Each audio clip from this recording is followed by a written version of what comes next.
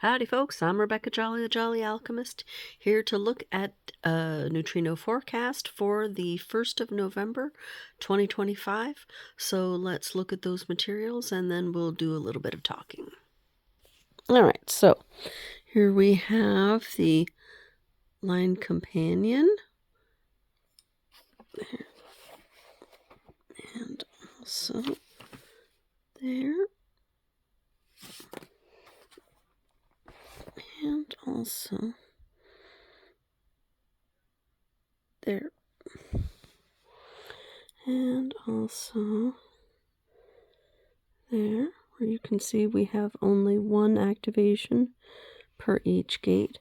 Otherwise, you would see multiple symbols inside of these bars.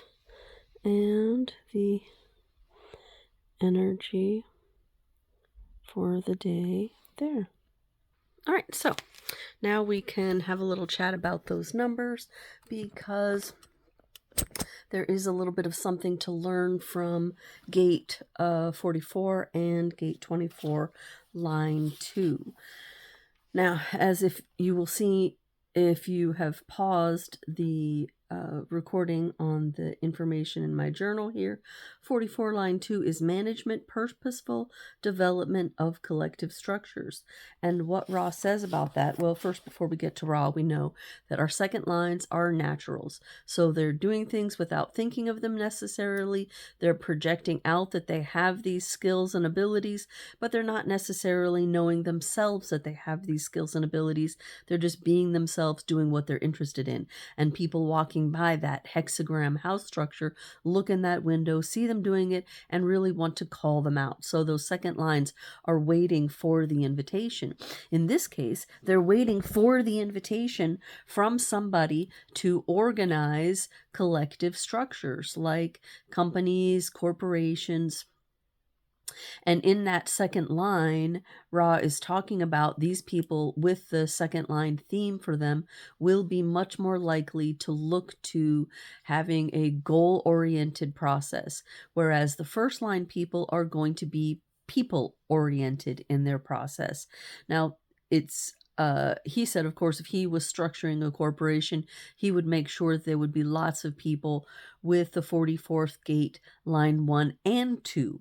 That way you have the people who are maybe overemphasizing the people and the people who are overemphasizing the goals balancing each other out. Otherwise, you have what he calls qualitative success and quantitative failure. So it's kind of like that story I was telling about the guy that I met in Vegas who was running back and forth and back and forth and back and forth and supposedly making a lot of money, but he was spending so much money in the running back and forth that he wasn't actually able to pay his bills still.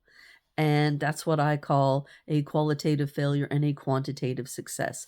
When you're working all day, but you still don't have anything to show for it at the end. And that is, of course, the danger here. But these people don't necessarily have to be feeling the danger of it. They can, manage it quite well. It depends on the rest of their chart, the circumstances, the situations. But it's just good to know that you have these kinds of qualities going on in the first line versus the second line of the 44th gate, which is really about organizing people and being aware of your surroundings, the people. Ross says that these 44 line 2s are naturally, without even thinking of it, they're going to find the ego in the 26th gate that can bring about that the rising, the bringing in of the resources, the financial security. But sometimes there's a cost for that. So it's just something to be aware of. And then when we move to 24 line 2 on the other side of the wheel for us to look at today, we have recognition, potential for spontaneous conceptualization. And what he says about this is that as building on what we saw yesterday in the first line of 24, where that person is very introspective, they're looking, they're questioning what's going on with themselves, and to use the example of the person writing the song and having a tune and wondering all the time if it's a new tune. Well, that second line is not going to be wondering if it's a new tune. They're going to get a tune in their mind, they're going to write it down, they're going to claim it as theirs, and then, of course, there's a very good chance that someone else will come up to them and say, no, no, that's from a song in, 1972, and, it's already written, and they will go, no, it's not. That's my song. That's my song. And they will insist on it with, possibly deleterious consequences. Who knows? But it's it's a tendency to use the conceptualization that's going on in that 24th gate, which is in the individual part of the circuitry. And Ross says that in that place, in comparison to what we have at the 47 that's trying to make sense of confusion and is looking to the past, or the 4 that is trying to figure out a formula, trying to experiment with information for the sake of the future, the 24th gate in the middle is bouncing back and forth all around here and there, not necessarily tied to any kind of a time. It's conceptually the now, but the now is such a small sliver of something that you're going to see all kinds of other things happening there. And I can speak a little bit to that, having not the 24th gate, but the 61 on the other side of the channel coming out of the crown. You can see that there.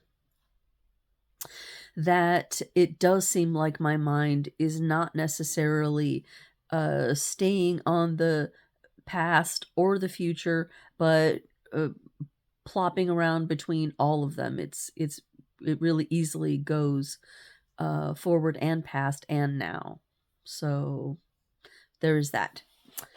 I didn't see anything really extra amazing about the rest of the activations. And of course, if you find yourself feeling any of these activations, by all means, feel free to let me know, because I would love to know, and I could go back and give some more attention to these.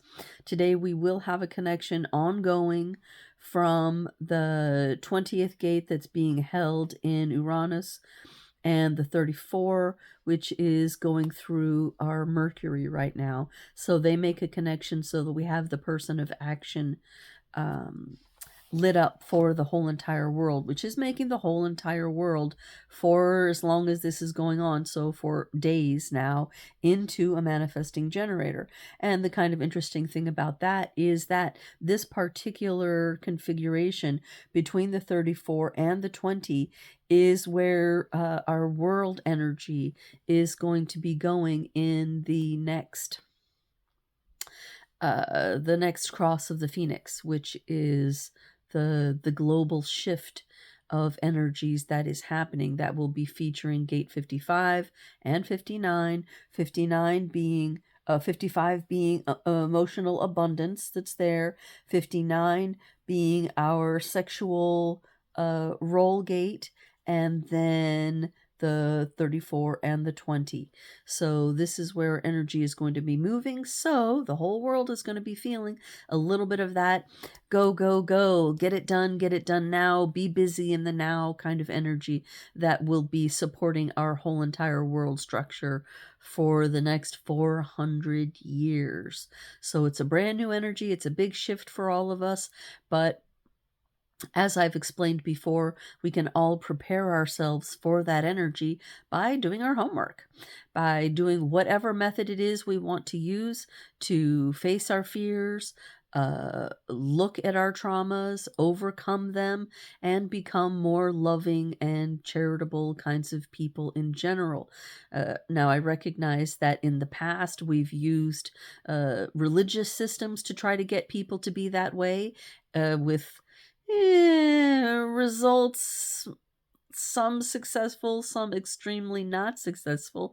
And in the end, we don't actually need a religion. We can just recognize that to work with each other and to be loving towards each other is more energetically efficient and it's reducing entropy in the world and in the universe, which is what the world and the universe themselves actually want.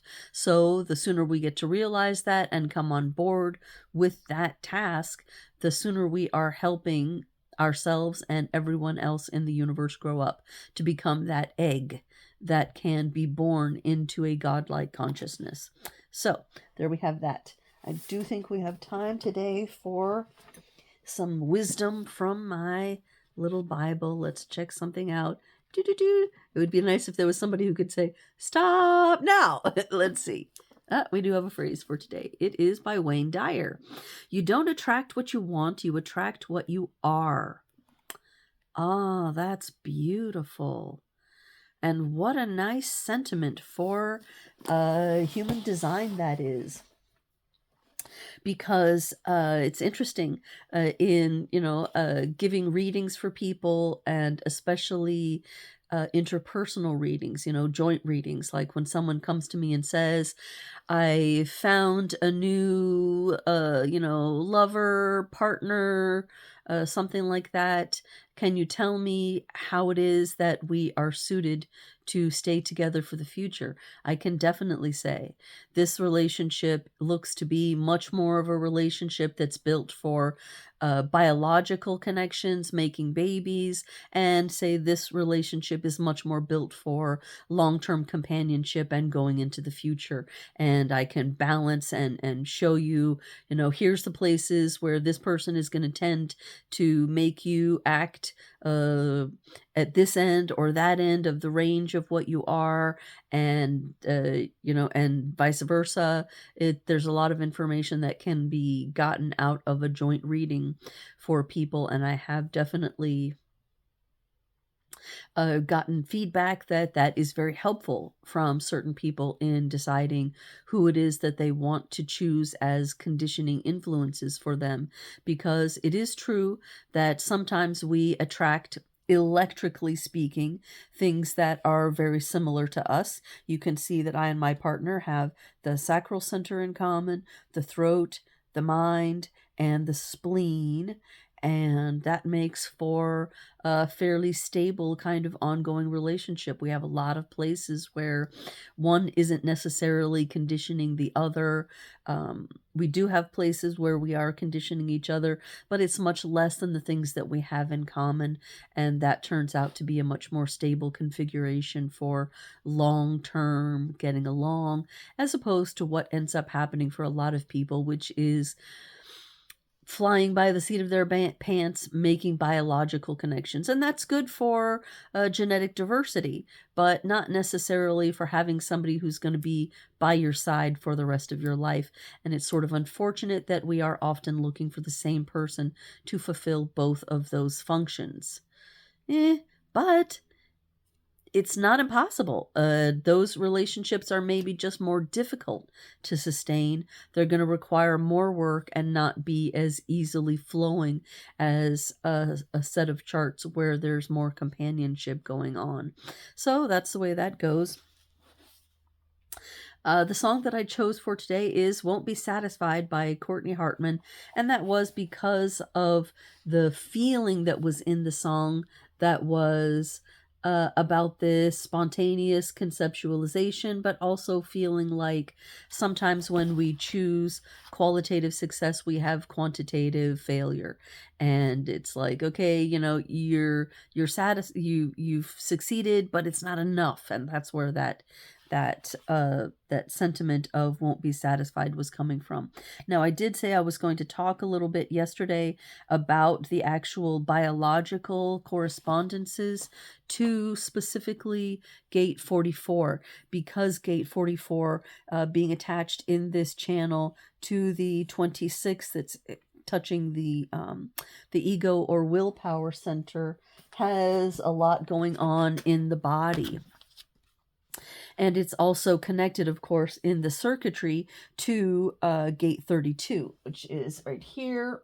All right. So what happens in the circuitry of the body is the energy flows from 32 into 44 that's going across to there. And I already talked in previous transits about that energy being the energy of wanting to reach the 45th gate and be about, can we get money to the tribe? Can we get manifestation happening in the throat through figuring out how we're going to make money and bring resources into the tribe? And so in that vein, Gate 32 and Gate 44 are very much about the nose, being able to smell whether something is rotten in the state of Denmark, the smell of failure, specifically in Gate 32. And then, of course, the one we're talking about now is 44, that really has the power to smell anything, success or failure. It's a very sensitive nose that is happening there. And carrying a 44th activation myself, I can say I definitely have a more sensitive nose a lot of times than my partner who does not carry the 44. It's also an osmotic regulator, because the 32 and the 44 are about this splenic memory. It's about deep instincts. So it's not a memory that you can call to your mind, but it's a memory that flashes in you, like, oh, I remember something from the deep past, perhaps not even from our own lives, but from our ancestors, the memory that comes to us in the body, that is really a deep physical memory for the survival of our physical structures. Oh, something smells wrong here. I'm not getting a good feeling about this. And it's the kind of thing, because it's a splenic message, that is whispering to us. It's speaking softly and only once. And if you ignore it, then you're going to be in one of those situations where you're looking at it afterwards going, damn it, I knew I should have done that, but I didn't, because I allowed what was going on in my brain to convince me that, oh, that wasn't the thing. Now, admittedly, splenic messages are difficult to learn to receive and to honor, especially in our society that does not tend to honor body messages, but it's the wave of the future. So the more we can begin to connect with the wisdom of our bodies, the more we will be prepared for the future, when intuition will be a major factor of what's going on there, and really everything on the splenic side, helping us move into the future and being able to survive the changes that are most definitely coming for us as a planet.